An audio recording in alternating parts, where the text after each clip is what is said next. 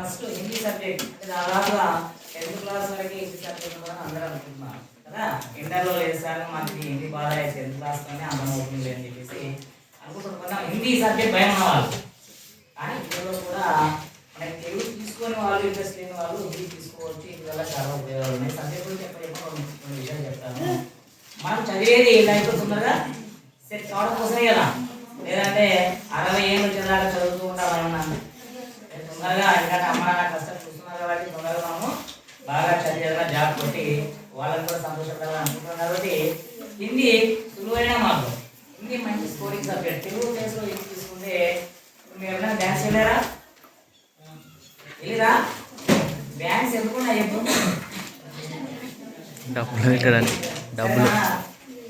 మొత్తానికి అయితే హిందీ సబ్జెక్ట్ వల్ల గవర్నమెంట్ సెక్టార్లో కానీ ప్రైవేట్ సెక్టార్లో కానీ అలాగే నిధిదారులో కానీ మనకు చాలా ఎన్నో ఆపర్చునిటీస్ ఉన్నాయి. తొందరగా రీచ్ కావచ్చు, తొందరగా సెట్ కావచ్చు. అలాగే మా కాలేజ్ విషయం తీసుకుంటే విశాలమైన క్లాస్ రూమ్స్, మైదానము, అనుభవం కలిగిన లెక్చరర్ చాలా మంది సబ్జెక్ట్ ఎక్స్పర్ట్స్ ఉన్నారు. కాబట్టి మీరు అంత తొందరగా వస్తే ఫ్రీ ఎడ్యుకేషన్, ఫ్రీ బుక్స్ దాదాపు సార్ అర్థం చెప్పేసారు.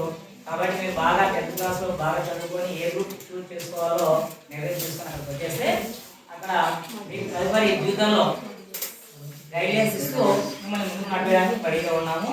అందరికీ ఒకసారి 10th క్లాస్లో బాగా చదివి ఎగ్జామ్స్ రాయాలని ఆల్ ది బెస్ట్. ఓకేనా?